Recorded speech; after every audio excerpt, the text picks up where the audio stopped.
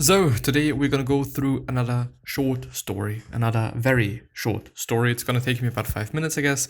Maybe afterwards I'm also gonna talk about the story per se. Maybe I'm gonna end the episode. I don't really know, but I'm gonna see you after the intro, after quite some time without any intro.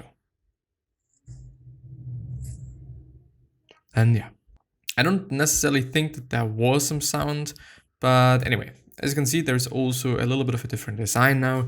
I'm actually not that happy with it, but I'm gonna go for it. I'm gonna use it from now on for a bit of time, just because, yeah, I don't know, I just want to have things differently.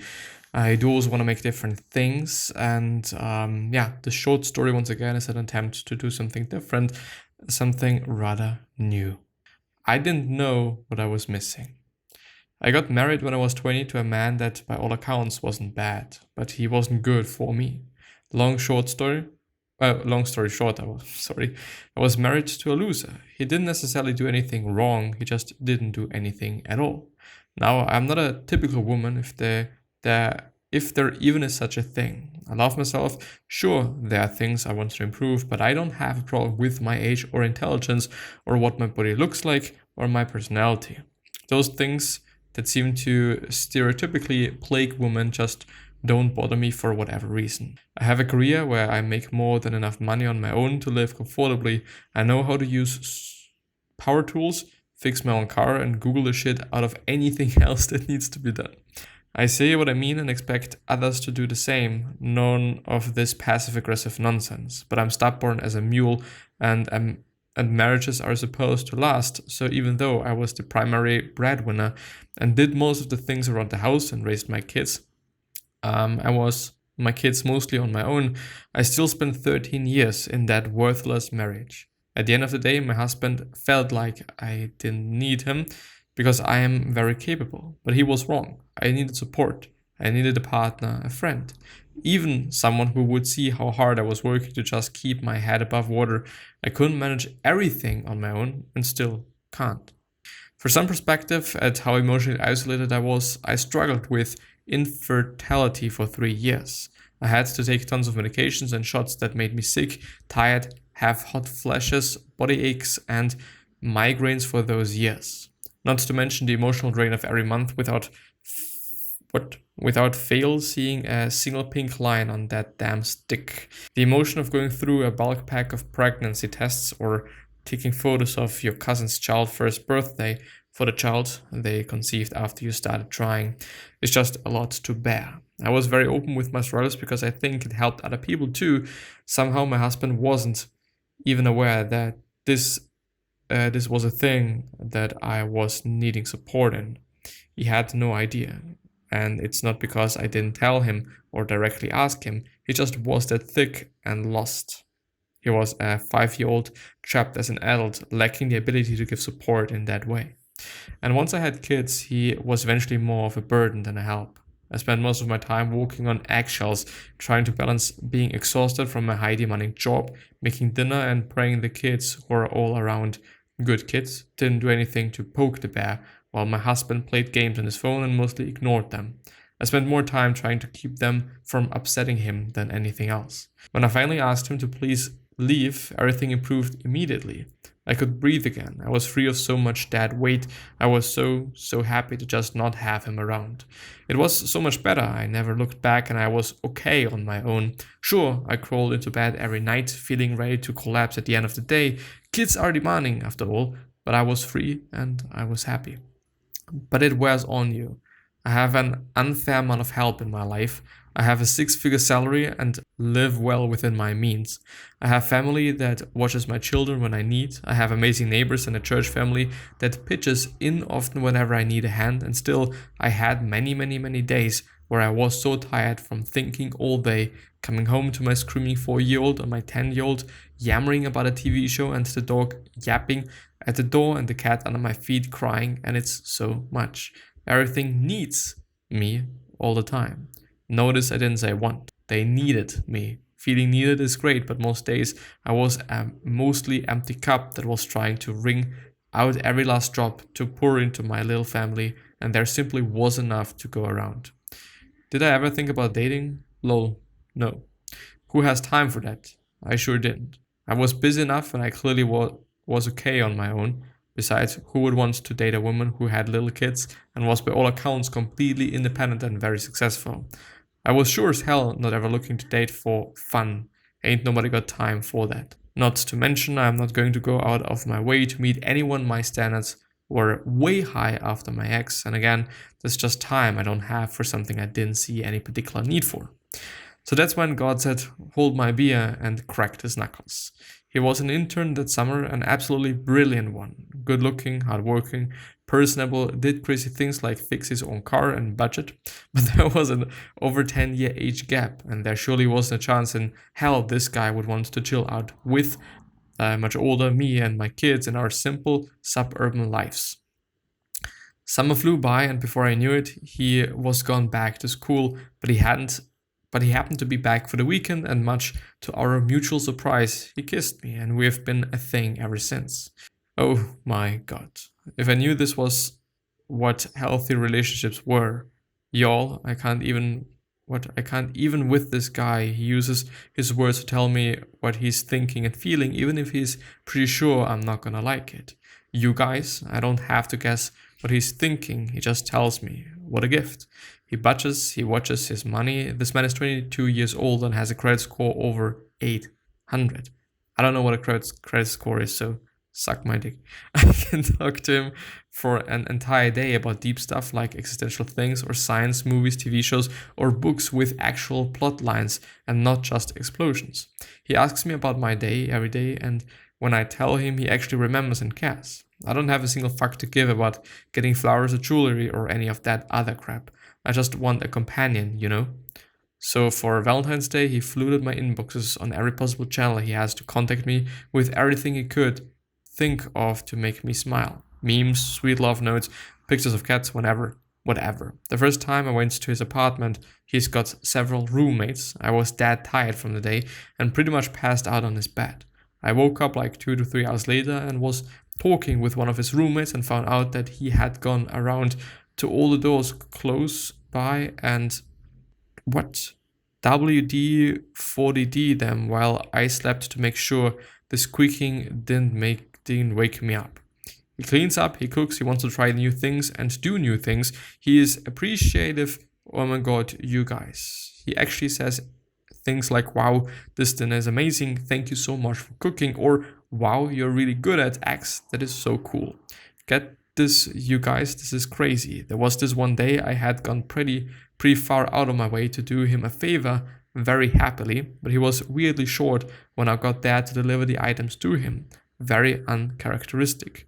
After I left, I was thinking I should probably call and tell him I didn't appreciate that very much, but was everything okay? When the phone rang, he was calling to apologize for being so short with me. He realized after I left he was being rude, and he was very, very appreciative. This man owned his mistake and apologized immediately. What is this? Shut the front door. And he calls me on my bullshit. God, I love that. If I'm being ridiculous, I wanted to know it, and he tells me. He does not let me get away with it, and damn it, if he's not the same way, I don't even know how to handle a mature adult. It's so wonderful. He leaned into the kids thing. Last week he came over for dinner. My 4-year-old was in a special mood. Usually she is the spunkiest kid around, but she was being a great turd that night. I was already about to break down when he got there with some of the dinner food. He took one look at me, gave me a quick hug, and said he'd take my daughter out in the backyard for a minute if that was okay. Okay? Hell yes, please take it. And he took the dog too.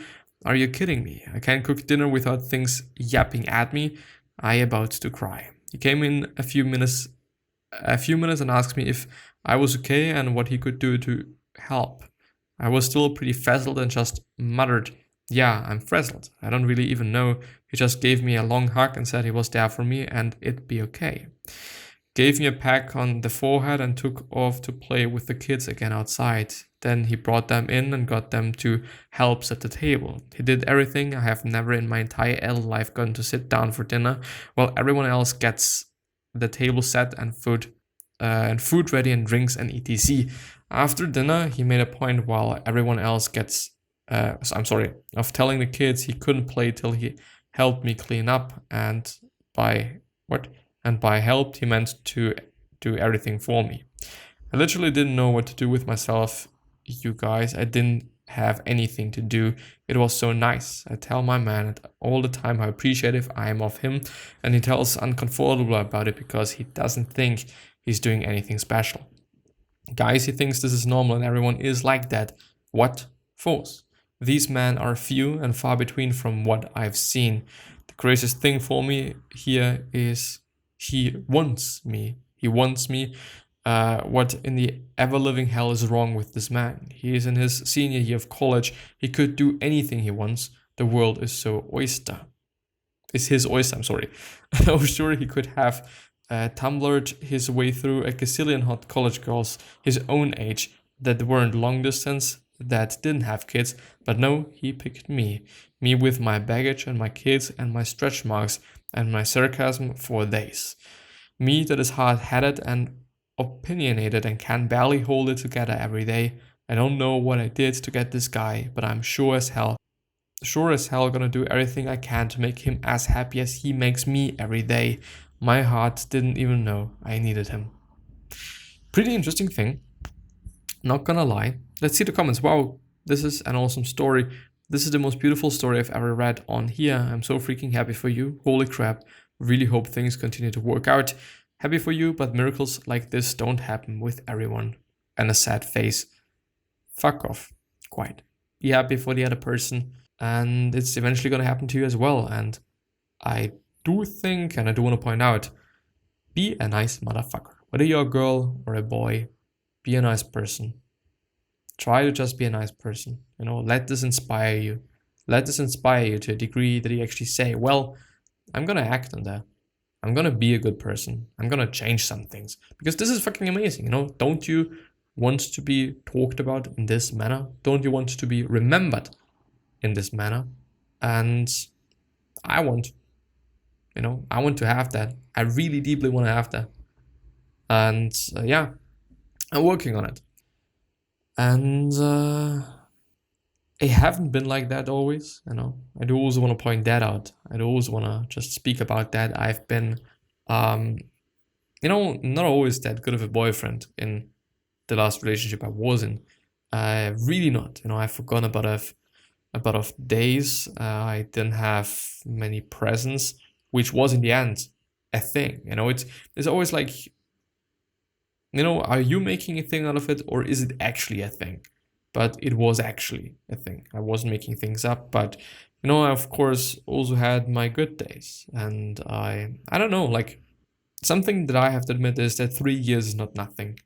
3 years is definitely not nothing, and I'm gonna continue to be this person that I am, even though I don't know, you know, sometimes I feel like that it is actually the case that nice guys should last, or whatever the thing is. I don't remember. I sometimes think about that, but I don't know, like well, you know, I don't believe in that. Well, it's difficult to say. Like, I kind of believe in it, but I kind of, on the other hand, hope that it is not true quite. You know, because I don't know, I like to be nice. I like to be the kind man, the kind guy. But still, I don't know. Like, I think that there has to be some sort of a boundary between, or a wall between, okay, kind and overly kind, which is going to be another word, not overly kind. But for the lack of a better word, overly kind, you know, which is also not that of an amazing thing. But yeah, maybe it's just delusion, but in just the positive spectrum. You know what I mean? But yeah.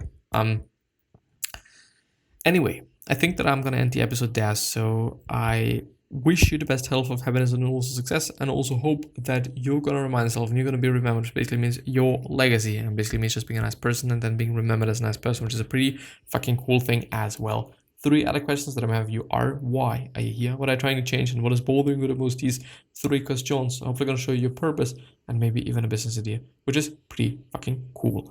One last thing that I have you is, what could you essentially say to another person, which is also being kind, by the way, that is indeed gonna change their life? because I, from the bottom of my heart, believe that we all can say something, that we all can communicate something that is truly and indeed gonna change somebody's life. And yeah, with that being said, please take care of yourself, your family members, and all of your loved ones, as well as yourself, I guess. And well, yeah, I'm gonna see you. So, bye bye.